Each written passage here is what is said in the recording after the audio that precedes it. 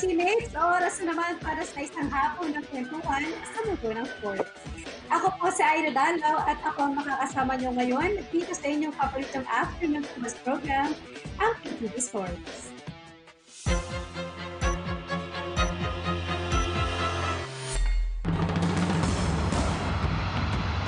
Malayo na naman yun.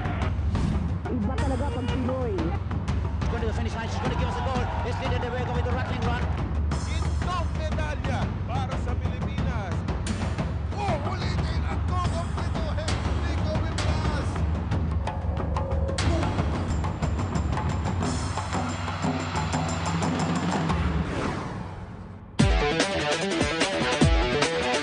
Makakasama natin ngayong araw ang isa sa mga manlalaro at haligi na isa sa mga pinakakilalang extreme sport sa Pilipinas.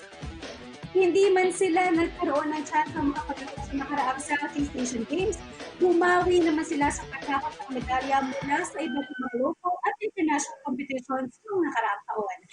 Kilalanin na natin sila. Welcome to PTV Sports, Philippine Kiteboarding Association Vice President Ken Nacor and Philippine Kiteboarding Team Member Warner Janoya.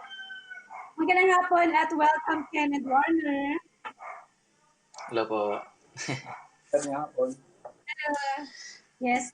Bago tayo magsimula, syempre, kakamustahin ko muna kayo, no? How are you guys since the start of the pandemic? Let's start with Sir Ken. May hirap talaga yung status dito sa isla. So, because ang income talaga namin sa isla is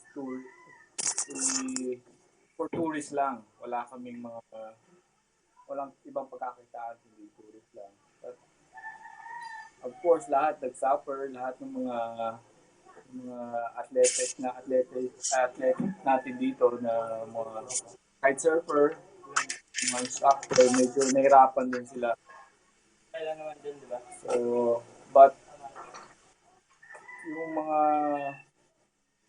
ibang kite surfer, imbis na mag-tour, kite na lang sila everyday.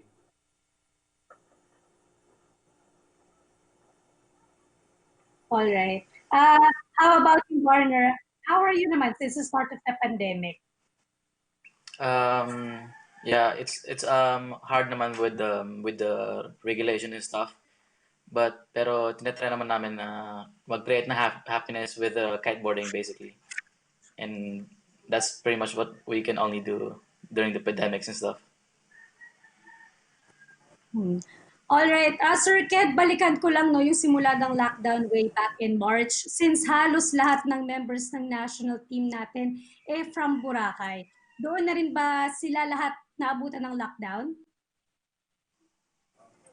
Oh yes, karamihan kasi naman ng athlete nandito sa Boracay. Pero may mga nasa Manila din, nakabase sila sa Cariraya Lake.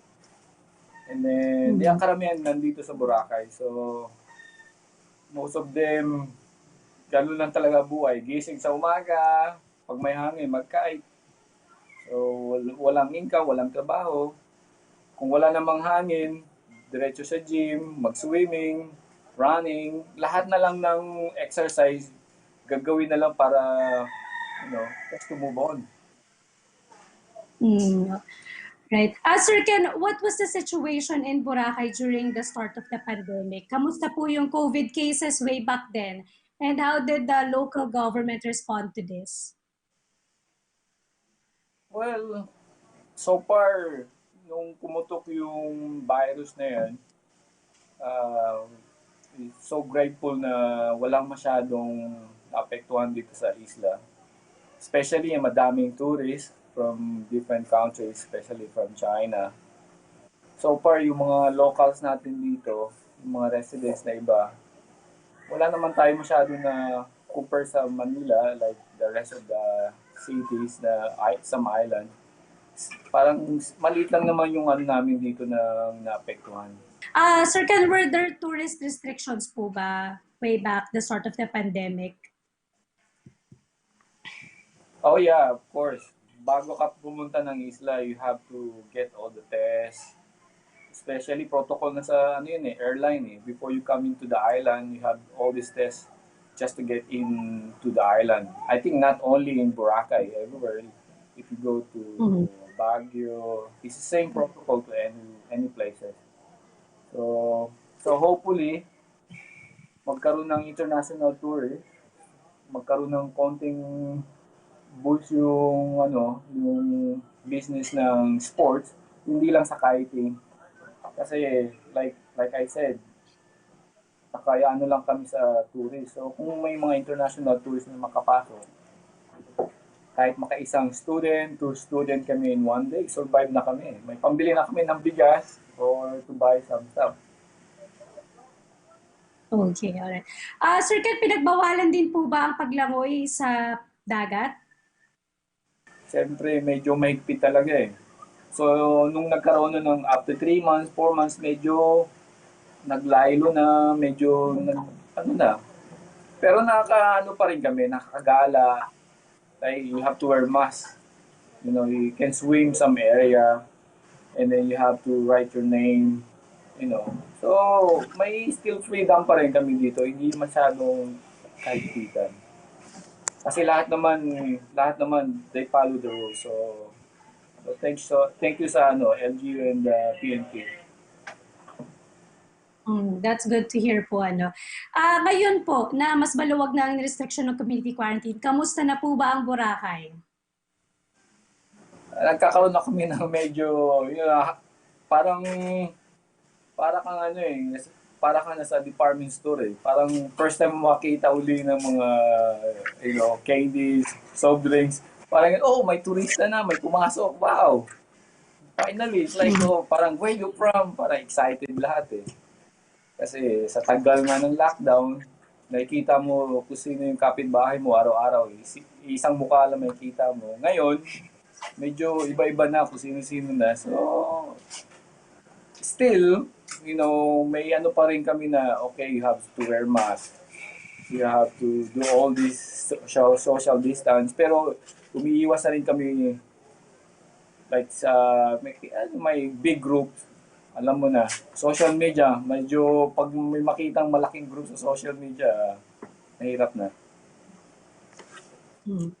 Okay, for Warner naman, since dyan ka na rin sa Boracay naka-base and noong nagkaroon ng restrictions sa mga beach dyan, what was your training routine in order to keep and maintain, of course, your shape and physique? For me, it was always just exercising. It's either home exercise or just try to go out and go for a jog or something. Kung ano mo yung basically yung allowed or yung kung ano yung bawal. Alright, since we talked about physical health, kamusta naman yung mental health mo? How did you cope mentally knowing na nandyan lang yung tubig, andyan lang yung dagat sa harap mo, pero bawal kang pumunta sa beach during the pandemic? Siyempre, naging buhay at naging mundo mo na rin yung dagat. Pero nga nung nag-start yung pandemic, hindi ka pwedeng lumangoy, hindi mo pwede gamitin yung beach. How was it for you, for your mental health most especially? I mean, yeah, it's mahirap naman for us basically, for especially kiters. But like, I mean, you can do like so much stuff anyways with like not just kiting basically, but like it's all about just trying to be creative with it and stuff. Alright. Kailan ba na-lift yung beach restrictions dyan sa Boracay? For Warner. Maybe 2 months ago. Not sure. Alright. Okay, exclusive ba ito sa mga taga Boracay or tourists can also use the beach na? Yes. Kahit tourists at saka locals, anyone can use it basically.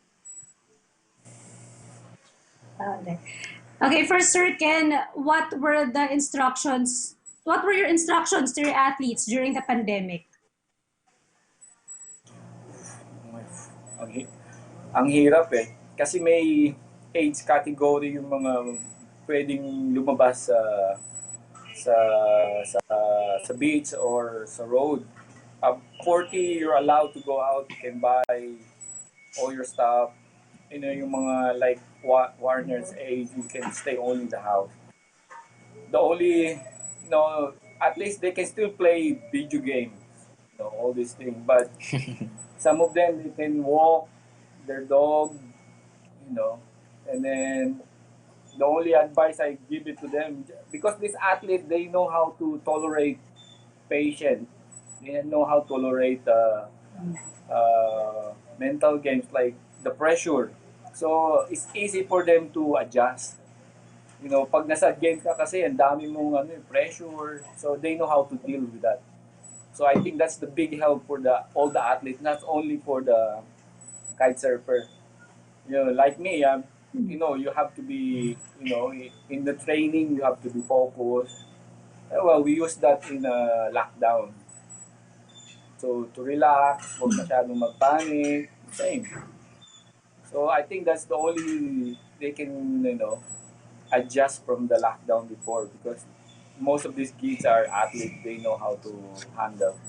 So because of the training they have as well, I think so. I think that's in my opinion. Alright, bago po ito lahat ng pandemic na to, the start of 2020 was very good for the Philippine Kiteboarding Association. We were able to host pa nga po the Philippine Kiteboarding Tour Boracay Lake bago mag-start itong lockdown. But Sir Ken, how did this pandemic affect the momentum of our team? So I think that's one of the difficulty for the training for the kids. So how do you train them every day? So well, there's nothing we can do that time. Lahat ng athlete, all the kids, you have to stay out in the house. I think that, yeah. Alright. Sir Ken, what were the events po ba that were postponed due to the pandemic? Yeah, that's the last event. Supposed to be one more event somewhere could be in Cariraya, but we postponed that. But we still lucky we finished the 3 event, so we still glad. But the last event should be perfect, but everything changed. So we postponed it. So and some LGU who is supposed to be doing the event, they don't want us to do it. So nothing we can do. Sir Ken, may plano po ba or may balita po ba kung matutuloy po ba itong mga events na ito? Hopefully, because like the basketball, they have bubbles basketball now. Like in Europe, they doing online competition now. And then, so hopefully all the sports now is starting to go back. Anyway, like I said, we have a vaccine now from UK. So hopefully by January, we have the vaccine, or hopefully we can start doing the outdoor event again. Especially the kite surfing or windsurfing, whatever, surfing, any sports. We're happy. It doesn't matter what kind, event. As long we're allowed to do it, all the athletes will be happy. Okay. How about you, Warner? What were the events that you were looking forward sana this year but were postponed during the pandemic, due to the pandemic? I would say mostly the PK events, basically. Is here in the Philippines. I was like basically always eager to join competitions and stuff because it's the best way to enjoy kiteboarding, basically, and to see what level you're at. But pretty much that's it. Okay, on the lighter note and on a positive note naman, Sir Ken and Warner, ano naman yung mga hobbies na na-discover nyo during the pandemic? Let's start with Sir Ken. Oh, I cook a lot. And then I think in this closure, I do a lot of sports, like to train. I do a lot of, biking, swimming, long distance swimming, and of course, there's no gym. You cannot go to the gym. I think I spend more time in running, swimming, and then cooking, and then that's it. Every day for 7 months or 6 months, I think. Alright. Ikaw naman, Warner, ano naman ang bago mong na-discover sa sarili mo? Mga hobbies, mga hidden Uh, I would talents. say I would say mostly I was like just practicing workouts and stuff that I couldn't really do before. And at saka same lang kay Ken then jogging and stuff, which is my hobby now. Like before I never really jogged. It's always just like going to the gym or doing something active basically.